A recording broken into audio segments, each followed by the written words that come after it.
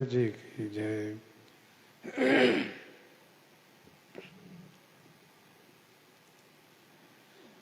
गोस्वामी जी महाराज पूर्व प्रसंग में संतों की वंदना किए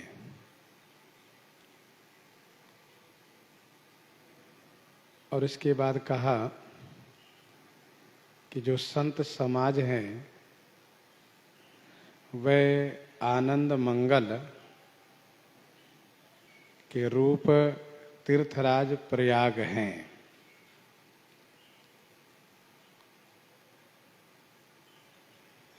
जिस प्रकार से तीर्थराज प्रयाग में श्री गंगा जी की धारा है तथा गुप्त रूप में जो श्री सरस्वती जी हैं तथा जो श्री यमुना जी हैं और फिर इन तीनों का जहाँ मिलन हुआ है वह जो त्रिवेणी संगम है, अक्षय वट है, अन्य अन्य और भी तीर्थ स्थल है। यहाँ संत समाज रूपी प्रयाग में श्री राम भक्ति ही श्री गंगा जी हैं, ब्रह्म विचार का प्रचार ही श्री सरस्वती जी हैं तथा जो विधि निषेध से युक्त विधि निषेधमय कलिमल हरणी, कली के पाप को हरने वाली जो कर्मकांड की कथा है, यही रवि नंदनी श्री यमुना जी हैं।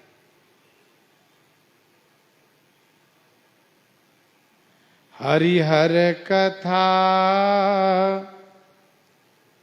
विराजति बेनी, सुनत सकल मुद मंगल देनी। हरिहर कथा विराजति बेनी। श्री हरि और हर की कथा यही त्रिवेणी के समान विराजती माने सुशोभित हैं। सुनत सकल मुद मंगल देनी, सुनने मात्र से समस्त आनंद मंगल को प्रदान करती है। कौन? यह त्रिवेणी। हरिहर कथा विराजति बेनी, सुनत सकल मुद मंगल देनी।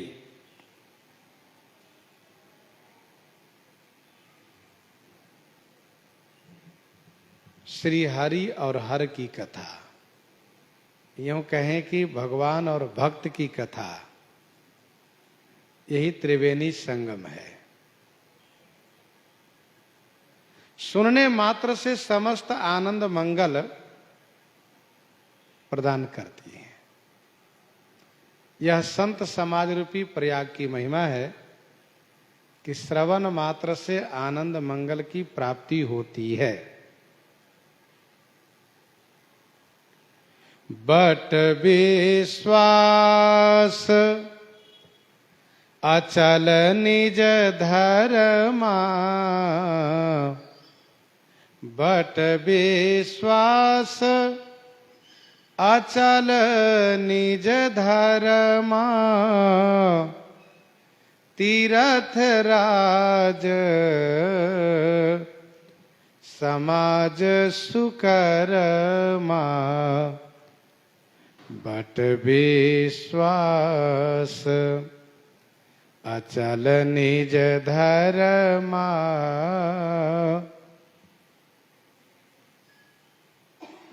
निज धर्मा अचल विश्वास ही बट वृक्ष है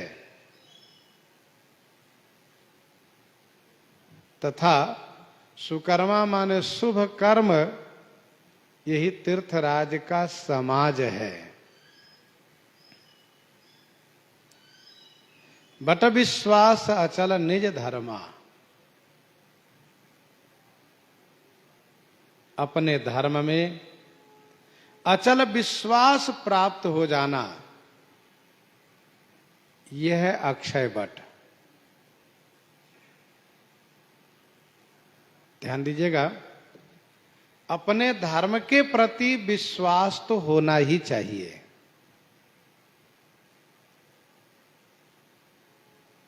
विश्वास के अभाव में सिद्धि की प्राप्ति नहीं होती है। कवने उस सिद्धि के बिनु विश्वासा।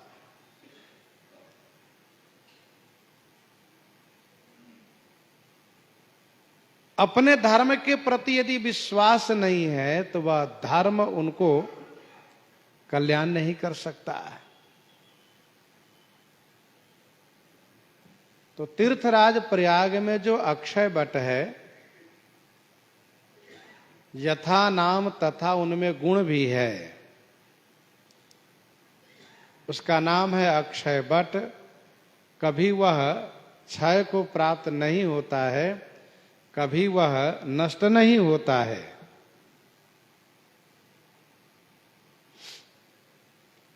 सिय स्नेह बटु बाढ़त जोहा, तापर राम प्रेम शिशु सोहा। चिरजीवी मुनि ज्ञान विकल जन, बूढ़त लहो बाल अवलंबन। श्री मार्कंडे मुनि ने उसी अक्षय वट पर भगवान मुकुंद को दर्शन किया था। उस वट की प्रसिद्धि है कि प्रलय काल में जिस प्रकार से जल का स्तर बढ़ता है, जल ऊपर की ओर उठता है, बड़े बड़े मकान, पहाड़, वृक्ष, सबको वह पानी डुबोता है, सब उसमें डूब जाता है। लेकिन अक्षय वट पानी के ऊपर बढ़ता चला जाता है, पानी में डूबता नहीं। तीर्थराज प्रयाग में किले के भीतर वह अक्षय वट है।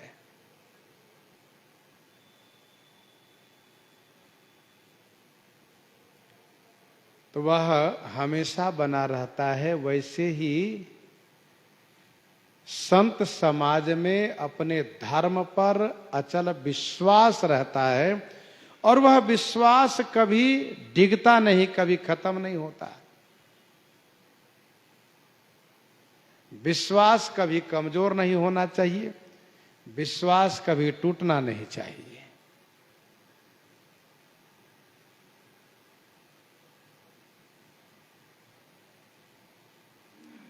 विश्वास कैसा हो तो श्री भरतलाल जी कहते हैं, यद्यपि जन्म कुमातुते मैं सठ सदा सदोष। आपन जानि न त्यागी हहीं, मोहि रघुवीर भरोस। मोहि रघुवीर भरोस।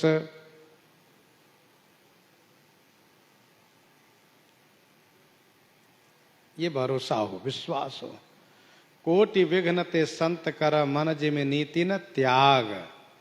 जिस प्रकार से प्रलय काल में तमाम विघ्न बाधाओं को सामना करते हुए अक्षय वट बना रहता है, वैसे ही संत समाज में अपना धर्म तमाम विघ्न आने के बाद भी बना रहता है। तो विश्वास अवश्य होना चाहिए, क्योंकि बिनु विश्वास भगति नहीं। बिनु विश्वास भगति नहीं, तेहि बिनु द्रवहीन राम। राम कृपा बिनु सपन हो, जीवन लह विश्राम।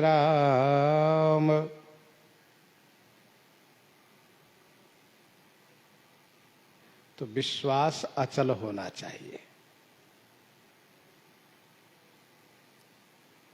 एक बात और समझ लेना चाहिए, विश्वास श्री शंकर जी के स्वरूप है और वट वृक्ष भी श्री शंकर जी के स्वरूप है।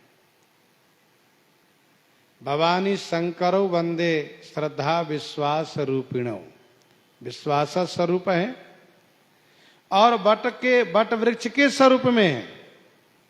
कवितावली उत्तरकांड 140 में गोस्वामी जी ने लिखा, कवितावली उत्तरकांड 140 पद में, प्राकृत हूं बट बुट बसत पुरारी है। प्राकृत हूं बट बुट बसत पुरारी है।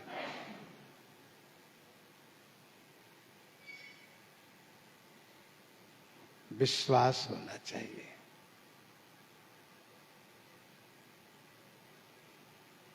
और तीर्थ राज समाज सुकर्मा, संतों के समाज में, संतों में जो सुकर्म माने शुभ कर्म है, यही तीर्थ राज का समाज है। तीर्थ राज समाज सुकर्मा, तीर्थराज का समाज है।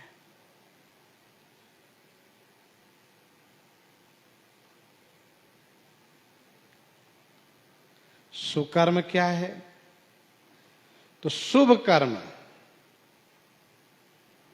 सदाचार का पालन करना, धर्माचरण को पालन करना, ये सुकर्मा है। तीर्थराज प्रयाग में और भी तीर्थ स्थल हैं, जैसे कि त्रिवेणी, माधवम, सोमम, भरद्वांच, वासुकिम, वंदे अक्षयवटम शेषम, प्रयागम तीर्थनायकम, प्रयागम तीर्थनायकम।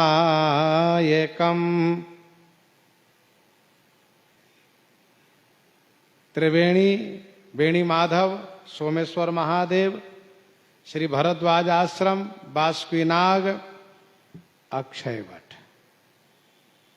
ये प्रमुख तीर्थ स्थल है। शेषनाग की बात कही गई है। तो तीर्थ राज समाज सुकर्मा, सब ही सुलभ सब दिन सब देसा, सब ही सुलभ सब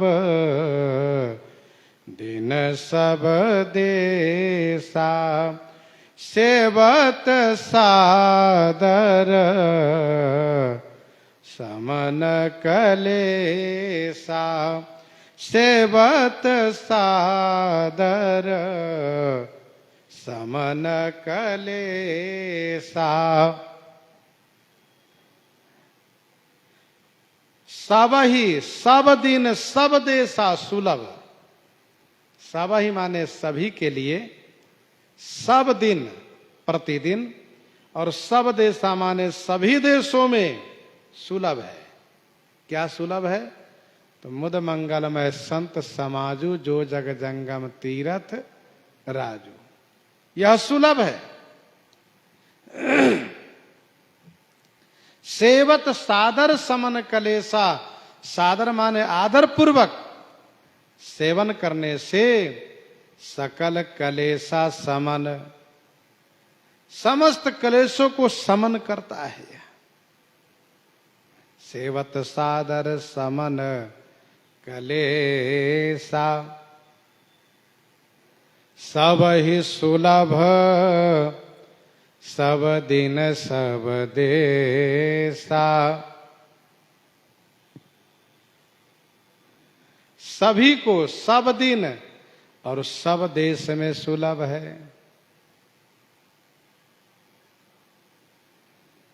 संत समाज रूपी प्रयाग।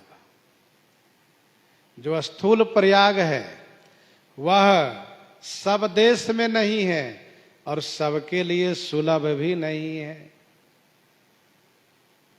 जो प्रयाग तक पहुंच सकते हैं वही प्रयाग का लाभ ले पाते हैं।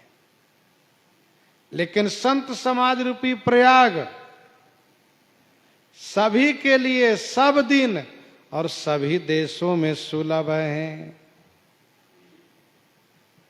संत सब जगह है। हमारी दृष्टि पहचान भले न पाती हो, संत जब लंका में मिल सकते हैं तो क्या और जगह संत नहीं मिल सकते?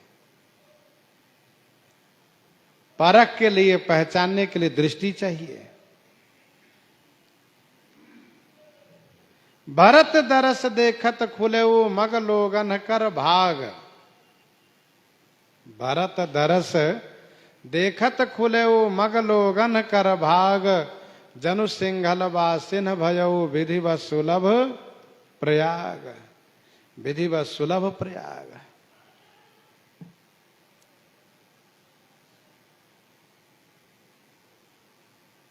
सब ही सुलभ सब दिन सब देशा। सेवत सादर। आदर पूर्वक सेवन करना चाहिए। जैसे कि संग करें, सत्संग करें पहला, दूसरा दास बन जाए, तीसरा चरण रज का सेवन करें, चौथा चरणामृत का सेवन करें और पांचवा प्रसाद ले उचिष्ट प्रसाद का सेवन करें। आदर पूर्वक सेवन करना चाहिए। सेवत सादर।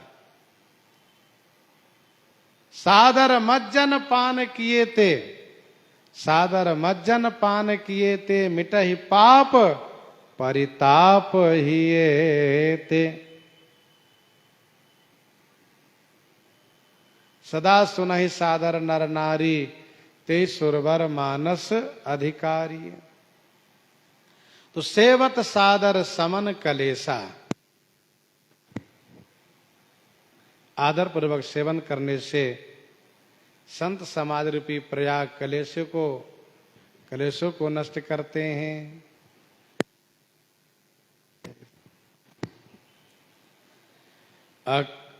सेवत सादर समन कलेसा। ये कलेश क्या है? पंच कलेश है। योग सूत्र में लिखा है पंच कलेश के बारे में।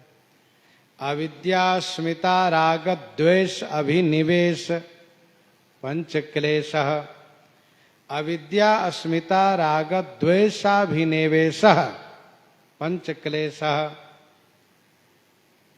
अविद्या माने मोह होना, अस्मिता माने अहंकार होना, राग माने अनुरक्ति होना, द्वेष माने नफरत होना और अभिनिवेश, अभिनिवेश माने मृत्यु का भय होना। यही है पंच क्लेश। अभिनिवेश माने मृत्यु का भय होना। ये पांचों क्लेश समाप्त हो जाते हैं संत समाज रूपी प्रयाग के प्रभाव से। अकथ अलौकिक तीरथ राओ।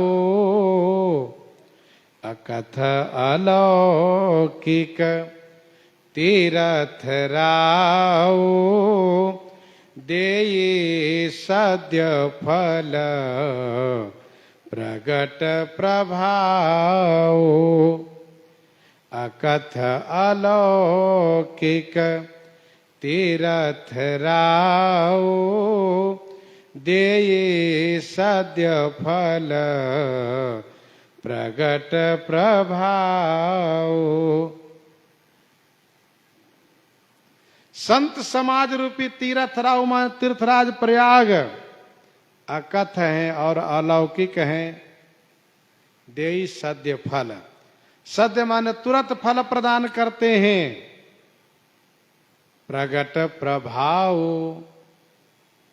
संत समाज रूपी प्रयाग का प्रभाव प्रगट है अर्थात प्रत्यक्ष है।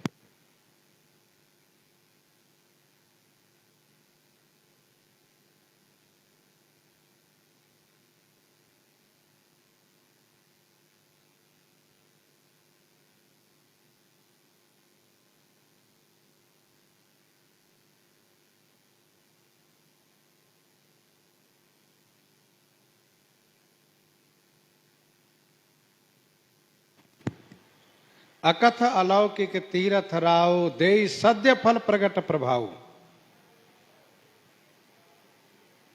संत समाज रूपी जो प्रयाग है यह अलौकिक है, दिव्य है और इनकी महिमा अकथनीय है। वैसे स्थूल प्रयाग का प्रभाव भी अकथनीय है। को कही सकई प्रयाग प्रभाव कलुष पुंज कुंजर मृग राव। को कही सकई प्रयाग प्रभाव।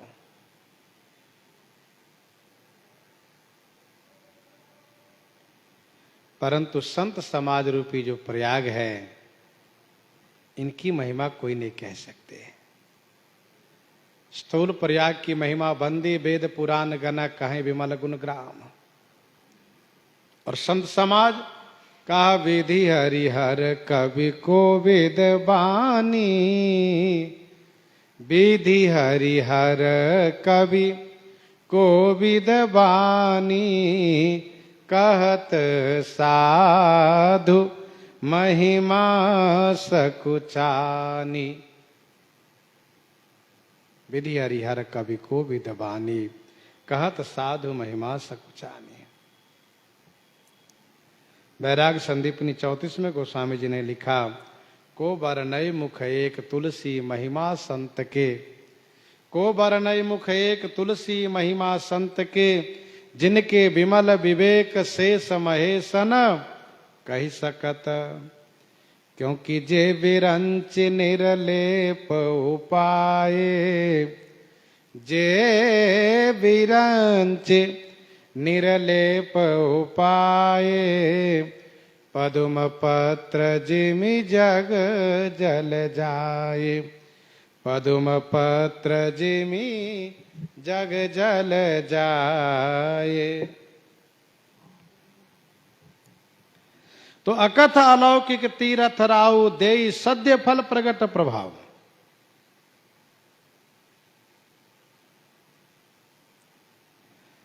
श्रीमद् वाल्मीकि रामायण में वर्णन है, भगवान श्री रामचंद्र जी के अश्वमेध यज्ञ में सुबाहु राजा को, जिसने घोड़े को पकड़ लिया था, सुबाहु राजा को श्री हनुमान जी ने जब मारा तो वह संतों की महिमा गायन करना शुरू कर दिया। जैसे कि मानस जी में वर्णन है, श्री हनुमान जी के प्रहार करने पर लंकनी ने संतों की महिमा गायन किया है। सुबाहु ने कहा, मेरे भाग्य उदय हुए जो आपके दर्शन हुए, क्योंकि आज मैं ब्रह्म श्राप से मुक्त हो गया हूं। तो संत समाज प्रयाग की बड़ी महिमा है। देई सद्य फल प्रगट प्रभाव। जिस प्रकार से स्थूल प्रयाग में चारि पदार्थ भरा भंडारु, वैसे ही संत समाज प्रयाग भी तुरंत फल प्रदान करते हैं। अच्छा, स्थूल प्रयाग मुक्ति देंगे मृत्युपरांत, लेकिन संत समाज रूपी प्रयाग जीवन रहते हुए मुक्ति देते हैं, जिंदा रहते हुए मुक्ति देते हैं, अर्थात जीवन मुक्त बना देते हैं। सद्य माने शीघ्र। सुनि समुझहि जन मुदित मन। सुनि समुझहि जन मुदित मन। मज्जहि अति अनुराग। लहि चारि फल अछत तनु, साधु समाज प्रयाग। साधु समाज प्रयाग। सुनि समुझहि जन मुदित मन, मज्जहि अति अनुराग। जन मुदित मन, साधु समाज प्रयाग की महिमा सुनी माने सुनते हैं, समुझहि माने समझते हैं, और अति अनुराग के साथ मज्जहि माने उसमें अवगाहन करते हैं। तो तन अछत, शरीर रहते ही चारि फल लहहि, चारों फल को प्राप्त कर लेते हैं। सुनि समुझहि जन मुदित मन, मज्जहि अति अनुराग। उपरोक्त जो साधु समाज प्रयाग की महिमा वर्णित है, साधु समाज को प्रयाग गोस्वामी जी ने कहा है। इस प्रयाग को सुन करके, समझ करके और अति अनुराग के साथ जो स्नान करते हैं। सुनी यह दरस है, समुझहि यह परस है, और मज्जहि अति अनुराग, मज्जन है, स्नान है।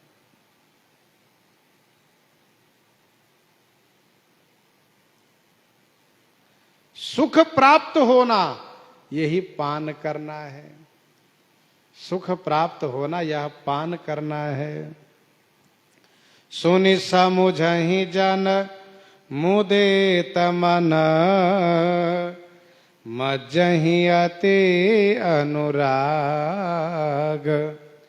लहि चारि फल अछत तनु, साधु समाज प्रयाग।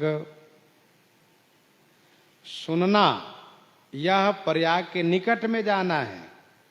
समझहि माने समझना, यह संगम में प्रवेश करना है। हरिहर कथा विराजत बेनी में। और अति अनुराग होना यही स्नान करना है। दरस परस मज्जन रूपाना, हरि पाप का वेद पुराना। संत समाज रूपी प्रयाग की महिमा को कथन श्रवण करके आनंदित होना ही तो स्नान करना है।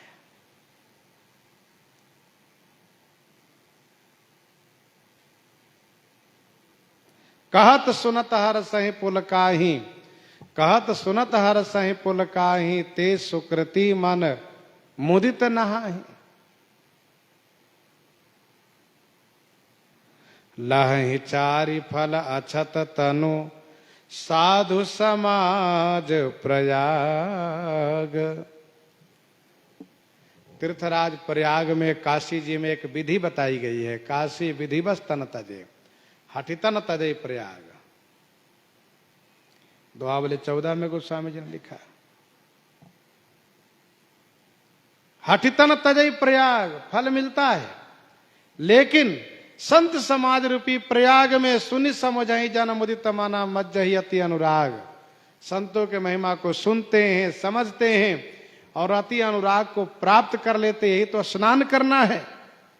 और फिर शरीर रहते ही चारों फल प्राप्त कर लेता है वह। मज्जन फल पेखिय तत्काला, का कहो ही पिक बकहु मराला। मज्जन फल पेखिय तत्काला, का कहो ही पिक बकहु मराला। मज्जन फल पेखी तत्काला। मज्जन फल माने स्नान का फल, तत्काला पेखिए तत्काल में देखो। का कहो ही पिक बकहु मराला।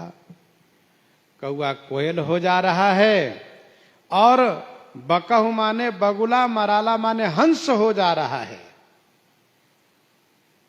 मज्जन फल पेखिए तत्काला, का कहो ही पिक बकहु मराला।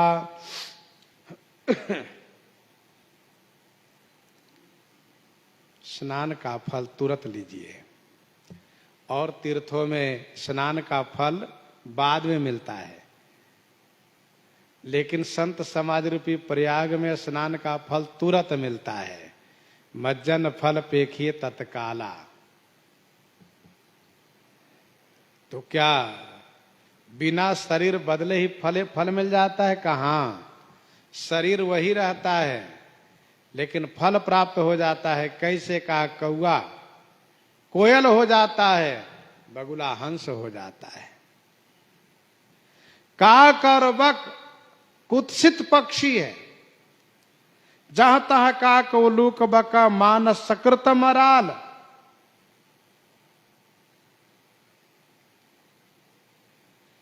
वैसे काक में और कोयल में बहुत अंतर नहीं है।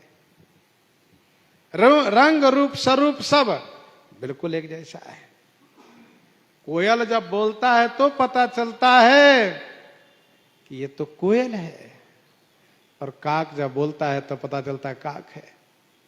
दोनों यदि एक साथ एक जगह बैठे हो तो पहचानना बड़ा मुश्किल है कौन कोयल कौन काक है।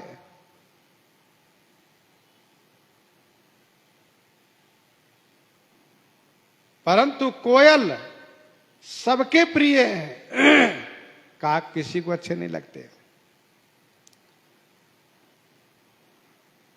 दोहावली 426 में गोस्वामी जी ने लिखा, मधुर वचन कटु बोलिबो, मधुर वचन कटु बोलिबो, बिनु श्रम भाग अभाग। मधुर वचन कटु बोलिबो, बिनु श्रम भाग अभाग। कुहू कुहू कलकंठ रव, का कररत काग। मीठे बोलने में और कड़वे बोलने में कितना अंतर है गोस्वामी जी ने दिखाया। मधुर वचन कटु बोलिबो, बिनु श्रम भाग अभाग। बिना परिश्रम के भाग्य बनाया जाता, दुर्भाग्य को बुलाया जाता है। कैसे? मधुर बोलने पर भाग्य का उदय होता है, कठोर बोलने पर जो भाग्य उदय हो भी भाग जाता है।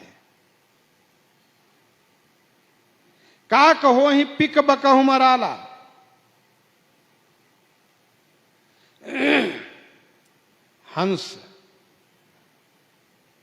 हंस मान सरोवर में रहता है।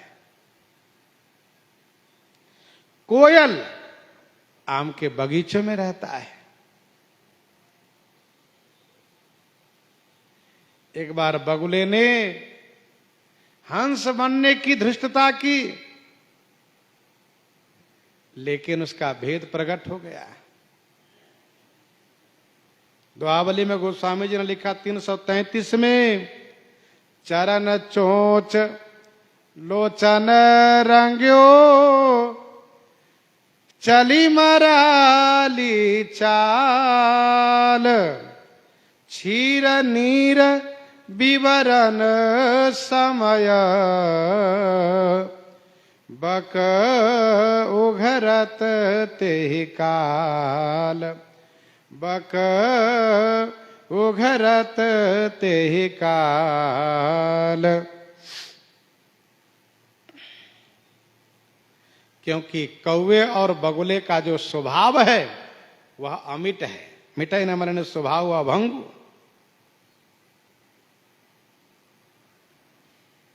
लेकिन काक कोयल हो जाता है, बगुला हंस बन जाता है। मानसकार कहते हैं, सुनिया चरज करई जन कोई, सतसंगति मही मानहि गोई, सतसंगति महिमा नहीं गोई।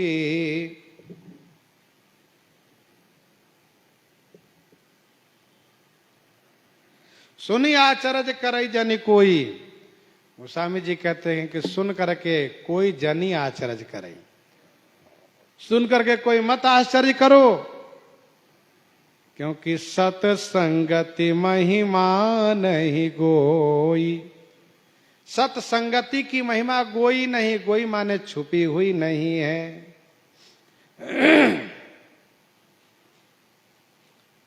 सुनिया चरज करई जनि कोई, सतसंगति महिमा नहीं गोई। प्राप्तौ सत्या निषेधः, स्पष्ट यह सूत्र है। सुन करके कोई आश्चर्य मत करो, अविश्वास मत करो, क्योंकि सतसंगति की महिमा छुपी हुई नहीं है, अर्थात प्रकट है, प्रत्यक्ष है।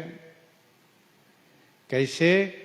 तो कहा वाल्मीकि नारद घट जोनी, निज निज मुखनी कही निज होनी, निज निज मुखनी कही निज होनी। वाल्मीकि नारद घट जोनी, निज निज मुखनि कही निज होनी। श्री वाल्मीकि जी, देवर्षि नारद जी, घट जोनी से श्री अगस्त जी, इन तीनों महापुरुषों ने निज निज मुखनि निज होनी कही, अपने अपने मुख से अपनी आप बीती, अपनी होनी की बात कही है। वाल्मीकि नारद घट जोनी, निज निज मुखनि कही निज होनी। श्री वाल्मीकि जी कौवे से कोयल हो गए हैं। कुजंतम राम रामेति मधुरम मधुराक्षरम, आरुह्या कविताम शाखा, वंदे वाल्मीकि कोकिलम। कोयल हो गए श्री वाल्मीकि जी। तो श्री वाल्मीकि जी ने अपनी आप बीती कही है, देवर्षि नारद जी ने कही है, श्री अगस्त जी ने कही है, सबने अपनी आप बीती कही है।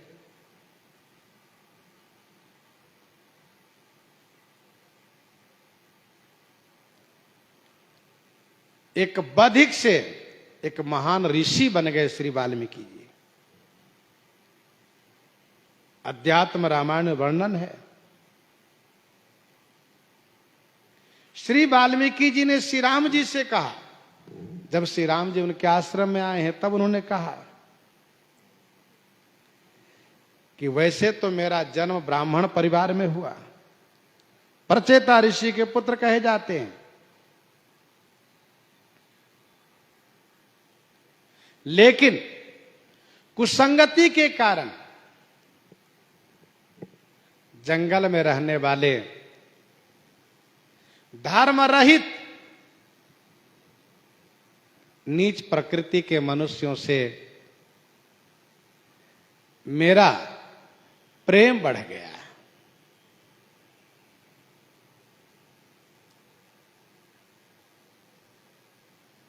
और वहीं मेरा विवाह हुआ, परिवार बढ़ा, और मैं उन लोगों की संगति में एक हत्यारा बन गया, बधिक, लूटने वाला लुटेरा बन गया। एक दिन श्री सप्तऋषि जी का आगमन हुआ। मैंने उनसे भी कहा ठहरो, ठहर गए। वैसे मैं जब जिसको कहता था ठहरो, वह कांप जाता था, लेकिन सप्तऋषियों को कोई भय नहीं हुआ। निर्भयता पूर्वक उन्होंने मुझसे पूछा,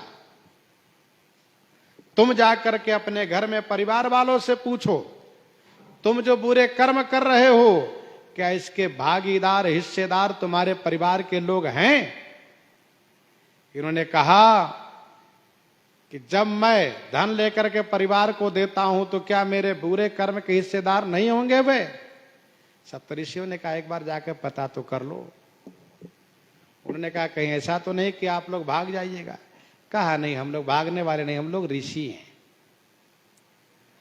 और फिर अविश्वास होने पर उन्होंने उनको वृक्ष में बांध दिया। तब रत्नाकर नाम के डाकू से प्रसिद्ध है वाल्मीकि जी, घर में जाकर के एक एक से पूछा है। सबने जवाब दिया कि तुम्हारे कर्म के भागीदार हम नहीं हो सकते। तब वह आया और आते ही चरणों में लेट गया, कहा महाराज हमारा कल्याण कीजिए, मेरा कल्याण कीजिए, हम आपके शरण में हैं। यहां पर सभी लाभ प्राप्त हुए, दरस परस समागम सब हो गए। और गोस्वामी जी ने लिखा है कि जेहि दरस परस समागम आदिक पाप राशि नसाइए, विनय पत्रिका 136 पद में।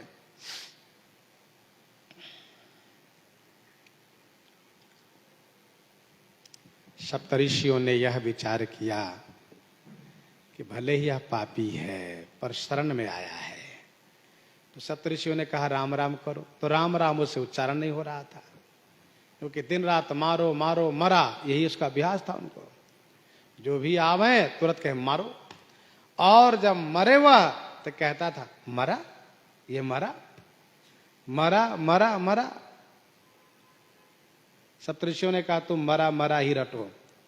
गोस्वामी जी ने लिखा उलटा नाम जपत जग जाना, वाल्मीकि भय ब्रह्म समाना।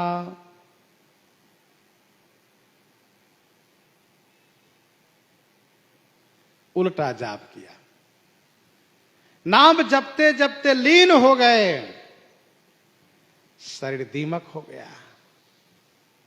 बहुत काल के बाद सप्तऋषि आए और उन्होंने पुकारा तो श्री वाल्मीकि जी आए। तब सप्तऋषियों ने कहा कि अब आप वाल्मीकि हो गए, क्योंकि वाल्मीकि से आपको आपका जन्म हुआ है, वाल्मीकि से आपका जन्म हुआ, इसलिए वाल्मीकि हो गए। तो संतों के प्रभाव से श्री वाल्मीकि जी महाराज कौवे से कोयल हो गए।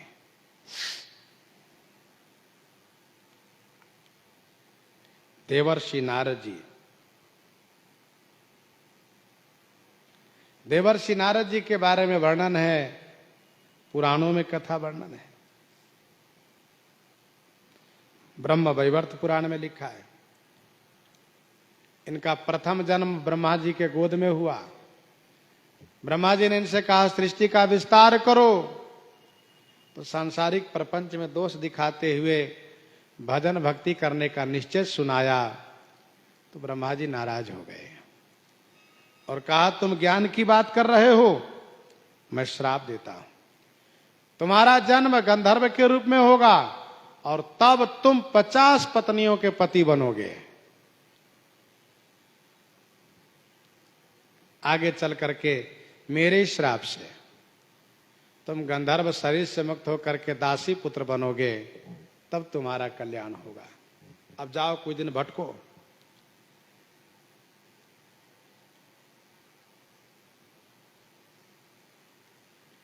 फिर तो इनका जन्म हुआ है।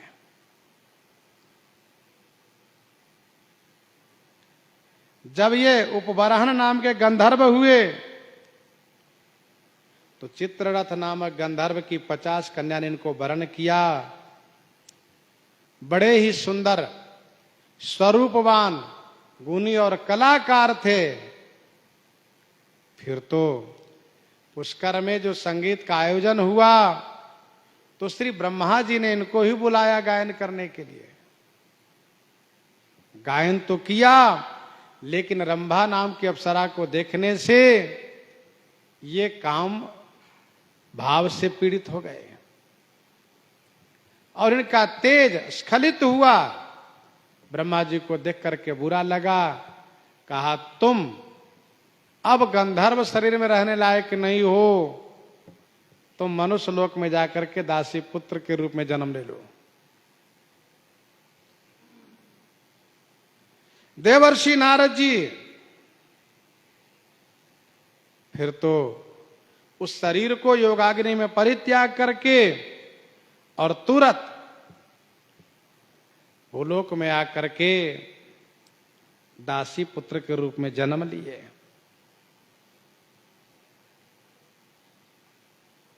दासी पुत्र हो गए।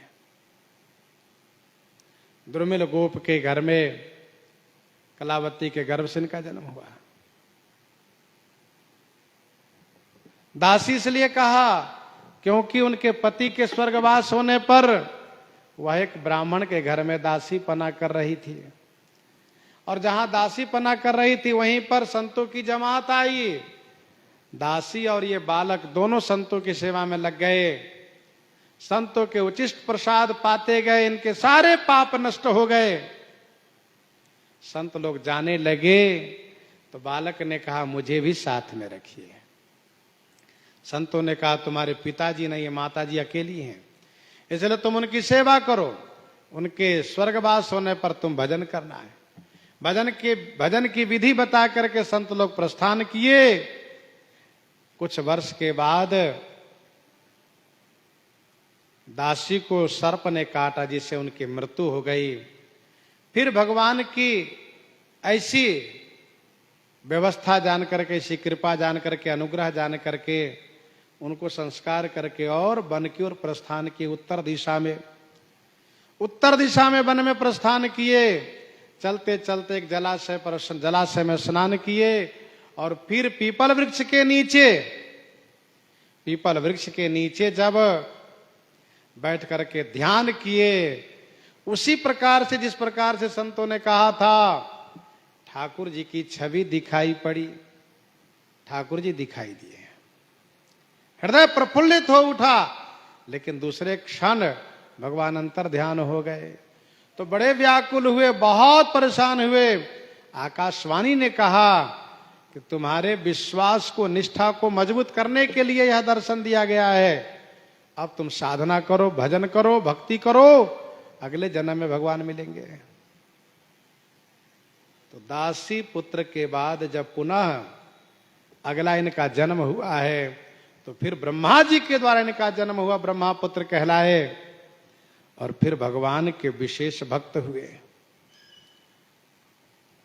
ऐसे देवर्षि नारद जी। श्री वाल्मीकि जी ने श्री राम जी से अपनी कथा कही है। देवर्षि नारद जी ने भगवान वेदव्यास जी से अपनी कथा कही है। उस वक्त जब भगवान वेदव्यास जी महाभारत, 17 पुराण जैसे दिव्य ग्रंथों का निर्माण करने के बाद भी बड़े ही असंतोष के साथ बैठे हुए चिंतित है, उसी समय देवर्षि नारद जी ने आकर इनको समझाया है और अपनी कथा भी उनसे कही है। घटजोनी श्री अगस्त जी। घटजोनी श्री अगस्त जी। एक बार की बात है, देवराज इंद्र ने वायु और अग्निदेव से कहा असुरों को संहार आप करिए। देवेंद्र के आदेश से वायु और अग्नि ने बड़ी संख्या में असुरों को संहार किया है। फिर भी जो कुछ बचे हुए समुद्र में छुप गए। दिन में छुपे रहते हैं, रात्रि को आकर के उत्पात करते हैं। इंद्र ने कहा आप लोग सागर को सुखा दीजिए। तब श्री वायुदेव अग्निदेव ने कहा कि समुद्र को सुखाने से बड़ी संख्या में हिंसा होगी, इसलिए हम ये कार्य नहीं कर सकते, हम सुखा नहीं सकते। तब इंद्र ने कहा मैं श्राप देता हूं, तुम पृथ्वी पर जन्म लो और समुद्र सुखाने के बाद ही देवलोक में आओ। हम लोग मनुष्यों के कल्याण के लिए कार्य करते हैं। इंद्र ने कहा हम लोगों को उस कार्य से पाप लगे कि पुण्य लगे उसका परवाह नहीं करते।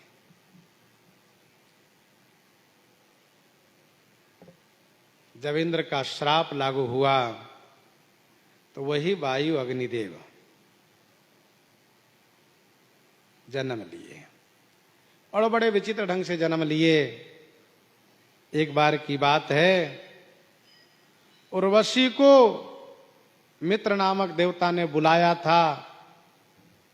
उर्वशी जा रही थी तो वरुण नाम के देवता ने जब उनको देखा जाते हुए तो बुलाया।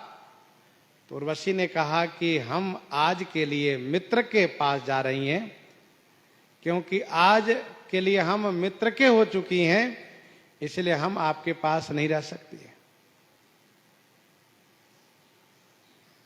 ये उर्वशी अप्सरा है।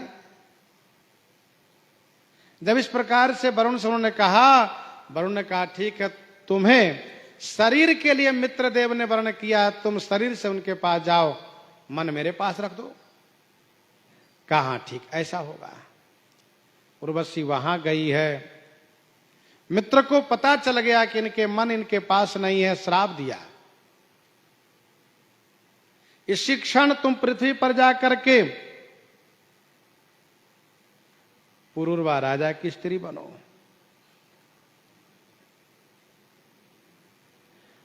और फिर मित्र ने एक कलश में अपने तेज को स्थापित किया है।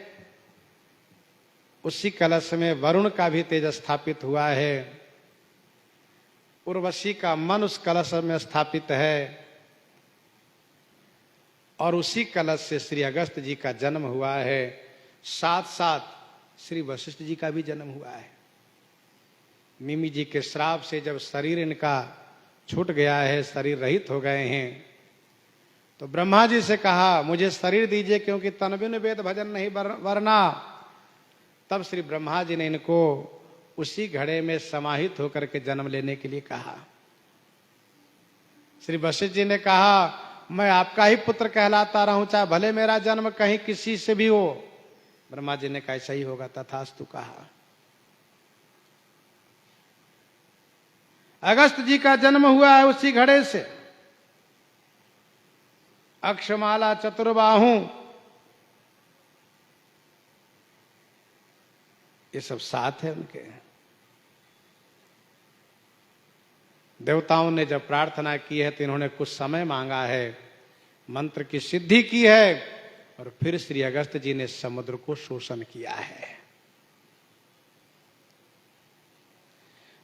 वाल्मीकि नारद घट जोनी, निज निज मुख निकहि निज होनी।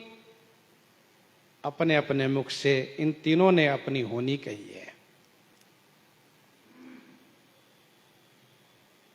श्री वाल्मीकि जी, श्री देवर्षि नारद जी, श्री अगस्त जी किस प्रकार से संतों की कृपा से, संतों के प्रभाव से इतने बड़े हुए हैं। गोस्वामी जी महाराज प्रसंग पाकर के सत्संग की महिमा आगे वर्णन कर रहे हैं।